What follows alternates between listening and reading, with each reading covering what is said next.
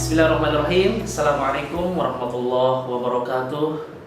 Perkenalkan, nama saya Zainuddin, SST MKom dengan NIDN 0827038801.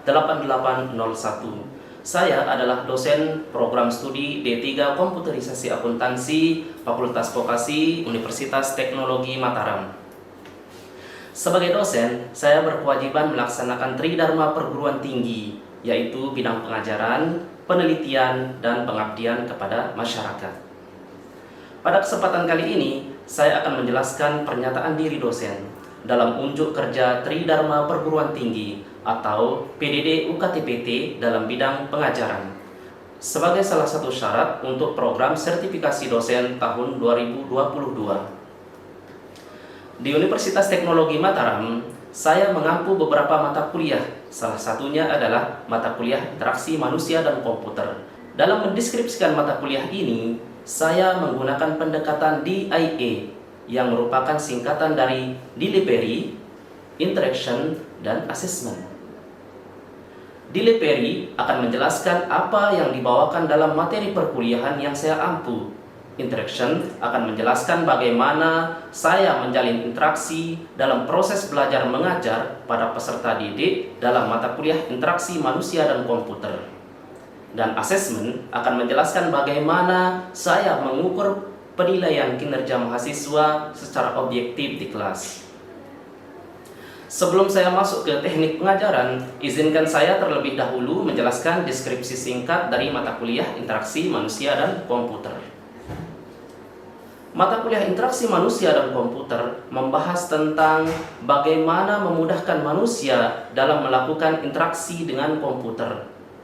Bagaimana membuat dan merancang antarmuka sebuah sistem yang menerapkan cara berpikir manusia melalui aspek psikologis dan kognitif manusia itu sendiri. Pada mata kuliah interaksi manusia dan komputer, terdapat dua capaian pembelajaran yang ingin dicapai, yaitu 1. Mahasiswa mampu membangun dan mengevaluasi perangkat lunak dalam berbagai aspek yang berkaitan dengan interaksi antara manusia dan komputer. Yang kedua, mahasiswa mampu merancang sistem informasi sesuai prinsip user-centered design sehingga menghasilkan sistem informasi yang user-friendly. Untuk mencapai CPMK ini, capaian pembelajaran mata kuliah ini dituangkan ke dalam 8 sub CPMK yang akan dibagi ke dalam 16 kali pertemuan, termasuk UTS dan UAS.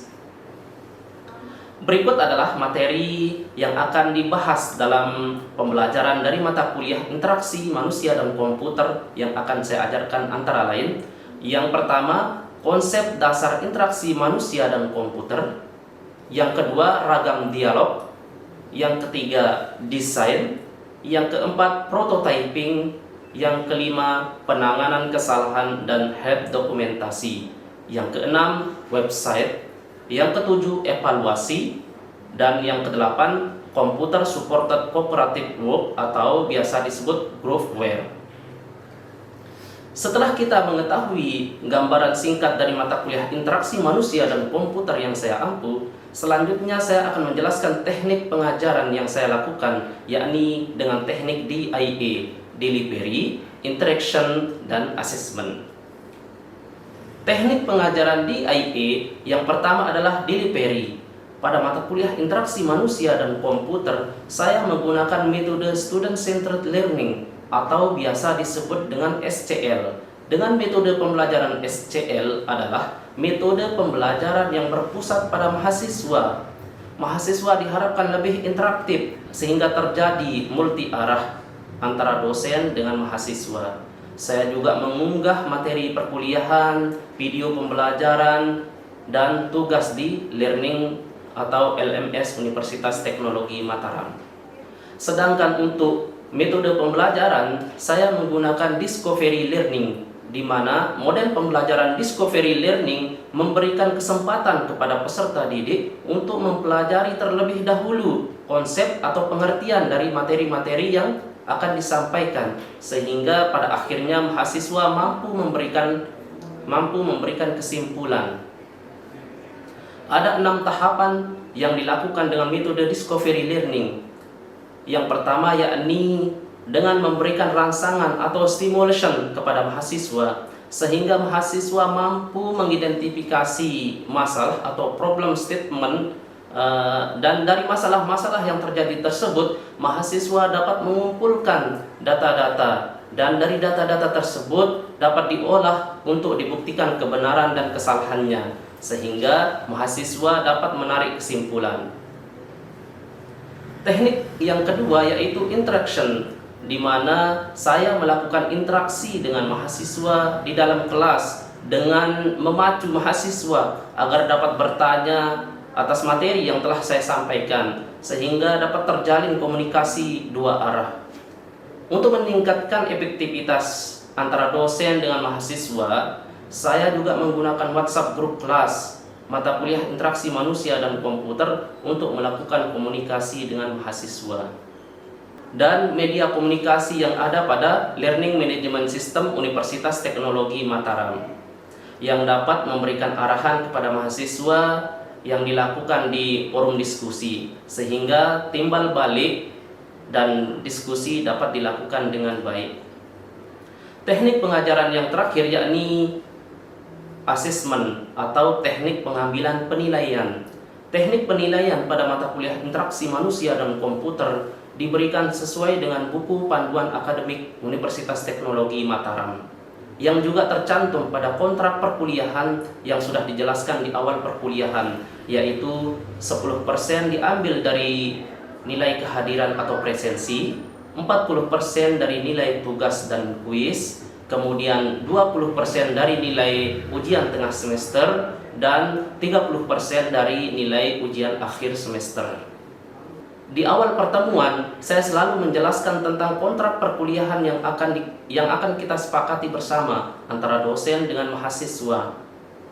Di dalam kontrak perkuliahan tersebut memuat tentang materi pembelajaran yang akan diajarkan, tugas yang diberikan, cara penilaian, dan bobot penilaiannya, sehingga mahasiswa dipastikan tahu lebih awal dan diharapkan bisa membuat strategi agar perkuliahan mereka bisa berjalan lancar dan mendapatkan nilai yang lebih memuaskan.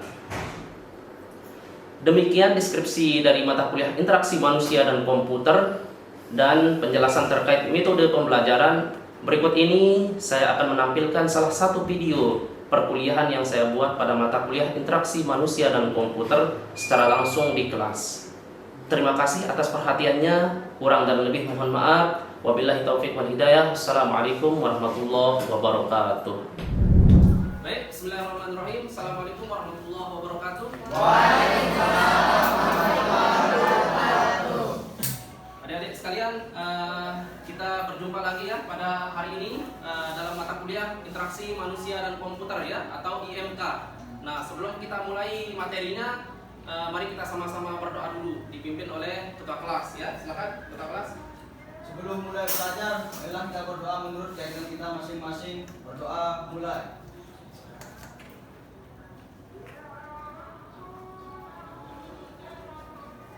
Berdoa selesai.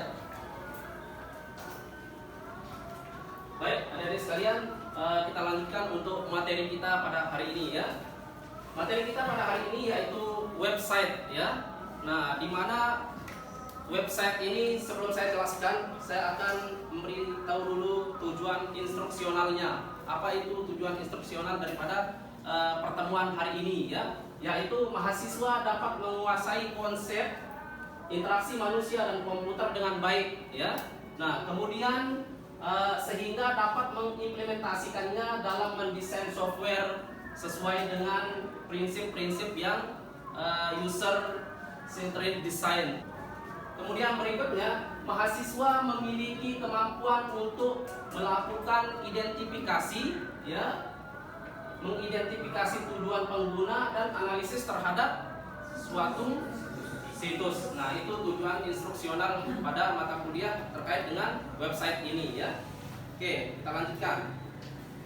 Nah, sebelum saya masuk ke website, saya mau tanya dulu adik-adik sekalian ya. Apa itu website? Coba ada yang bisa katakan? Ya, Ya, silakan. Apa itu website? Baik, website merupakan alamat yang berfungsi sebagai tempat penyimpanan data dan informasi dengan topik tertentu. Oke, ya, benar ya. Jadi website itu adalah merupakan alamat URL ya yang berfungsi sebagai tempat penyimpanan data dan informasi berdasarkan topik tertentu. Nah, itu adalah website. Kemudian apa namanya webpage? Webpage itu berada di dalam website ya, yaitu halaman web ya, halaman web. Nah, merupakan halaman khusus dari situs web tertentu yang tersimpan dalam apa? Dalam bentuk file ya. Nah, seperti itu. Jadi website itu adalah penyimpanan ya, merupakan alamat atau URL yang berfungsi sebagai tempat penyimpanan data dan informasi ya. Bisa dipahami? Ya. Oke, kira-kira seperti itu ya. Oke. Mari kita lanjut. Nah, berikutnya interaksi yang biasa dilakukan oleh para pengguna website adalah, nah, kira-kira ada yang tahu apa itu interaksi yang biasa yang sering kita kerjakan dalam sebuah website? Ada yang tahu? Silakan. Oke. Silakan. Yang pertama adalah search, Pak. Ya, search. Search digunakan untuk melakukan pencarian situs atau web tertentu dengan search engine seperti Bing, Google, Excite dan lain-lain, Pak. Oke. Selanjutnya apa? Ada lagi? Ada lagi satu. Ya, apa lagi? Browsing, Pak. Ya, browsing. Ya, benar. Terus? Browsing dilakukan pengguna dengan membaca sekilas item yang menarik, fakta atau potongan informasi. Oke. Jadi seperti itu ya. Yang namanya kebiasaan yang dilakukan oleh para pengguna website itu yang pertama adalah search ya. Jadi setiap adik-adik ini pasti tiap hari, tiap waktu itu pasti yang namanya search ya. Nah, pasti kita akan mencari menggunakan ya, jadi yang pertama adalah yang sering kita lakukan yaitu search. Nah, search ini digunakan untuk melakukan pencarian situs atau web tertentu dengan search engine seperti Yahoo, Google, kemudian yang lain-lainnya. Kemudian berikutnya yaitu browsing ya. Berikutnya browsing.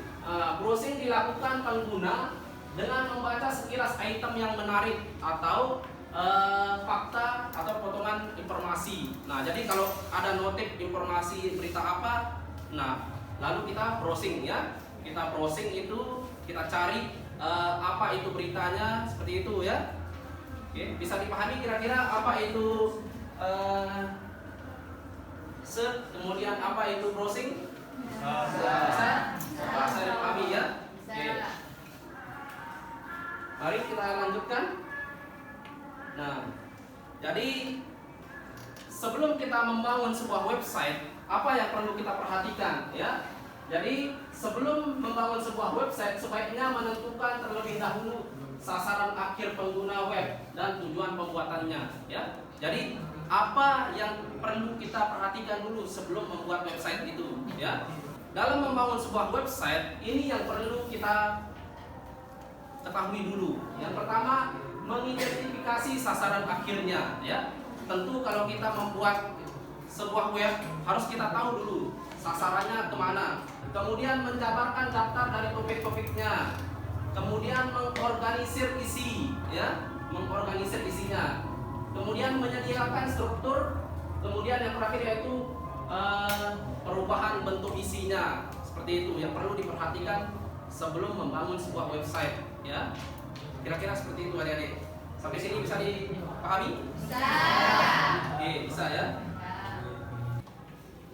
Oke, kita lanjutkan adik-adik. Nah, ini contoh sitemap yang saya berikan contoh seperti ini. Jadi yang pertama ada home ya. Nah, bisa dilihat? Bisa. Home. Kemudian nanti ada menu beranda ya. Kemudian ada menu about. Nah, di about ini ada PC dan PC. Kemudian ada profil ya, profil ya. Nah, kemudian ada fakultasnya. Di fakultas ini ada fakultas hukum, ada fakultas informatika, ya. Kemudian ada fakultas vokasi nanti di situ, ya. Kemudian ada service. Di service ini ada library, kemudian e-learningnya, ya. Kemudian ada collection. Nah, di collection ini ada e-jurnal sama e-book, ya. Nah, seperti itu. Kemudian ada katalognya, ada kontaknya, begitu. Ada site webnya, alamat kampusnya, seperti itu, ya. Nah, ini adalah site web daripada website. Nah, kira-kira sampai sini bisa dimengerti? Bisa. Oke, ya, kita lanjut, ya. Nah, kemudian dalam mengorganisasikan isi website, desain sebuah situs secara garis besar dapat ditinjau dari 3 aspek, ya. Yang pertama, isi dan fungsionalitasnya, ya. Isi dan fungsionalitasnya. Jadi kemudian ada tampilan antarmukanya. Kemudian yang terakhir yaitu teknik penyajiannya, ya. Nah, di isi dan fungsionalitas ini kita harus menyesuaikan isinya dan fungsinya apa, ya. Kemudian ada tampilan antarmukanya. Di tampilan antarmuka ini, kalau saya contohkan, kalau adik-adik melihat satu buah website, ya, kalau tampilan antarmukanya kurang menarik, pasti adik-adik ingin keluar dari website itu, tidak betah mengunjungi sebuah website itu, ya. Tapi kalau antarmukanya menarik, kemudian bagus dilihat, nah tentu kalian akan tertarik dalam mengunjungi website itu. Kemudian teknik penyajiannya. Teknik penyajiannya ini di mana posisi-posisi menu-menunya juga di situ perlu diperhatikan, ya. Kalau posisi penyajian teknik penyajiannya kurang baik begitu, jadi orang juga susah nanti kalau mau klik ini kemana, jadi susah, ya, seperti itu. Nah, kira-kira seperti itu dalam mendesain sebuah website, ya, secara garis besar. Nah, kemudian ada 5 atribut kegunaan website, ya. Jadi isi tekstual yang pertama, ya, atribut kegunaan dari website itu. Kemudian ada desain grafis, ya. Kemudian ada navigasi. Kemudian ada struktur dan yang terakhir ada link, ya. Di situ ada isi tekstual, ya, tekstual. Nah, kira-kira ada yang bisa menjelaskan saya apa isi tekstual itu? Silakan. Oke, ya, Sasa. Silakan. Isi tekstual merupakan bagian spesifik dari web. Dalam isi ini dianjurkan untuk memuat suatu informasi yang sesuai pada halaman situs dan sesuai dengan temanya. Oke, ya, jadi benar, ya. Jadi isi tekstual ini merupakan bagian yang spesifik dari website itu, ya. Dalam isi ini dianjurkan untuk memuat suatu informasi yang sesuai pada halaman situs. Jadi kalau antara isi konten dengan temanya berbeda, nah jadi itu salah, ya. Jadi harus antara tema dengan isinya itu harus benar sebuah website itu, begitu, ya. Oke. Berikutnya desain grafis. Nah, kira-kira desain grafis ada yang bisa menjelaskan saya? Ya. Pembuatan web menerapkan prinsip-prinsip desain grafis seperti kejelasan, konsistensi, alignment, pendekatan, dan kontras. Ya, jadi dalam membuat sebuah website itu perlu yang namanya desain grafis, ya. Jadi di sini harus antarmukanya itu harus jelas, ya. Kalau tidak jelas nanti semua pengunjung pasti akan kabur, ya. Kemudian ada konsistensinya, kemudian ada elemennya, pendekatan dan kontrasnya, ya. Begitu.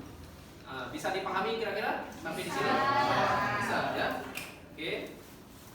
Kita lanjut. Kemudian struktur, ya. Struktur homepage adalah penting, tetapi struktur dasar untuk semua halaman lain juga penting, ya. Jadi struktur, yang namanya struktur seperti yang saya jelaskan tadi itu, ya, seperti di sitemap itu ada misalnya home, kemudian ada berandanya, apa isinya, itu harus terstruktur, ya. Nanti kalau tidak ada struktur berarti kacau balau, jadi susah orang mencari menu-menunya, ya. Jadi harus terstruktur, ya. Nah, kemudian linknya, ya. tingkat keberhasilan suatu link berkaitan dengan seberapa baik user dapat memprediksikan arah dari link itu. Kemudian seberapa baik user dapat membedakan antara link yang satu dengan link yang lainnya, ya. Jadi kemudian isi yang bermanfaat pada akhir link. Tadi proses pembuatan website. Sekarang setelah website itu sudah selesai dibuat, maka langkah selanjutnya yang akan dilakukan yaitu apa? Pengujian, ya. Nah, jadi setelah website kita jadi, tentu kita akan melakukan pengujian, ya. Nah, apa saja yang akan kita uji, ya? Nah, kemudian apa tujuannya kita menguji sebuah website itu, ya? Jadi tujuannya itu pengujian ini dilakukan untuk mengumpulkan berbagai masalah yang mungkin ada di tiap halaman website. Jadi pengujian ini dilakukan untuk mencari apakah ada masalah di halaman website, halaman homepage yang kita buat itu, ya. Nah, jadi itu tujuannya yaitu untuk mencari masalah-masalah yang ada di dalam sebuah website itu. Nah, kemudian dilakukan dalam 2 tahap, yaitu yang pertama pengujian oleh diri kita sendiri, ya, oleh Anda sendiri atau tim developer atau tim yang membuat website itu, ya. Nah, itu cara mengujinya. Ya, nanti dibuka di tiap halaman website itu di mana terjadi error, di mana terjadi kesalahan begitu, ya. Oke, berikutnya pengujian oleh beberapa user yang Anda undang untuk menelusuri seluruh isi website, ya. Jadi bisa saja kita undang teman-teman kita untuk mengecek isi-isi website itu apakah sudah benar atau masih masih salah begitu, ya. Oke. Nah, kira-kira sampai sini bisa dimengerti? Bisa, ya.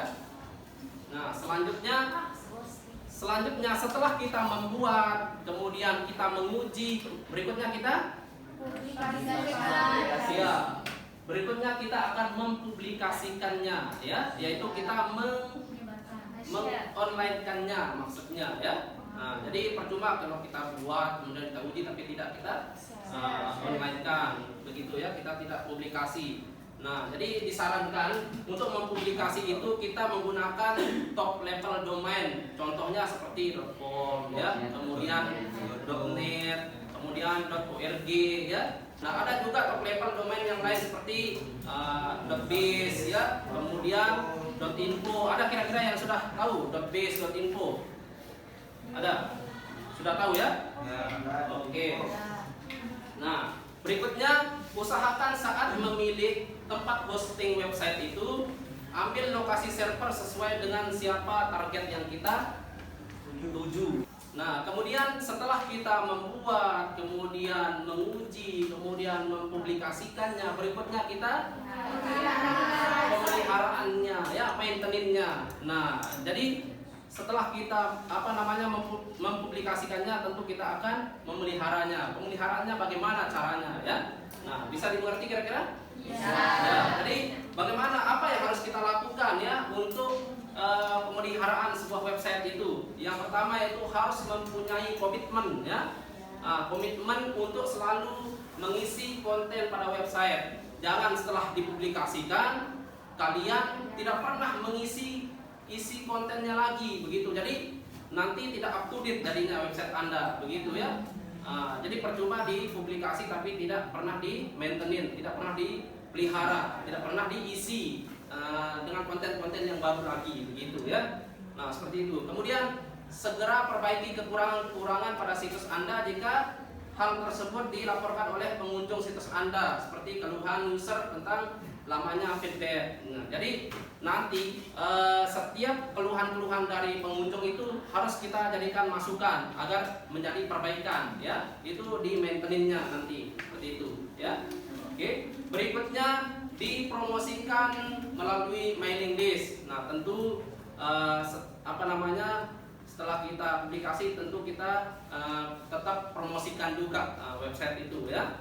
Kita promosikan, kemudian daftarkan di search engine seperti di Google atau di Yahoo, ya. Kemudian termasuk mempromosikan lagi melalui media chatting seperti di Yahoo, Messenger, BBM, dan WhatsApp dan seterusnya, ya. Nah, jadi di IG begitu. Jadi pemeliharaannya seperti itu nanti ya. Kalau sudah membuat sebuah website gitu. Oke, sampai di sini ada yang masih bingung? Sudah paham? Paham ya? Oke. Hal-hal yang perlu dihindari dalam website ya. Nah, jadi hal-hal yang perlu dihindari itu yang pertama yaitu semua teks menggunakan huruf kapital ya. Nah, kira-kira di mana rupanya kalau semua website hurufnya huruf besar semua? Ada nggak yang mau berkunjung nanti? Jadi tidak ada ya. Jadi hindari ya menggunakan huruf yang kapital semua ya. Jadi gunakan huruf yang sesuai standar ya. Di mana posisi yang huruf kapital, di mana huruf kecil seperti itu ya. Oke. Kemudian ukuran teks yang amat kecil ya, terutama huruf miring. Jadi sesuaikan ukuran teksnya ya. Jangan terlalu kecil nanti rabun mata kita lihat ya. Jadi sesuaikan, jangan terlalu kecil dan jangan terlalu besar juga, tidak bagus ya. Jadi itulah fungsinya desain itu di situ nanti ya. Gimana bentuk yang pas, ukuran yang pas seperti itu. Nah, kemudian link yang tidak terhubung, kemudian animasi yang tanpa henti ya. Nah, animasi itu bagus ya, animasi itu bagus, tapi kalau terlalu banyak animasi juga bikin pusing lihatnya. Semua hidup bergerak ya. Jadi pusing kita lihat ya. Cukup 1-2 yang ada animasinya ya. Nah, jadi seperti itu kalau dalam mendesain sebuah antarmuka website gitu ya. Contoh saja kalau kalian lihat banyak iklan kedip sakit mata ya. Apalagi tak berhenti-henti itu animasinya ya. Oke. Berikutnya hal yang kelihatannya seperti tombol padahal bukan tombol ya. Kira-kira sampai di sini bisa dipahami? Bisa ya. Alhamdulillah ya. Baik, adik-adik sekalian, pertemuan kita pada hari ini kita cukupkan ya. Sekian dari saya adik-adik sekalian. Wabillahi taufiq wal hidayah. Assalamualaikum warahmatullahi wabarakatuh.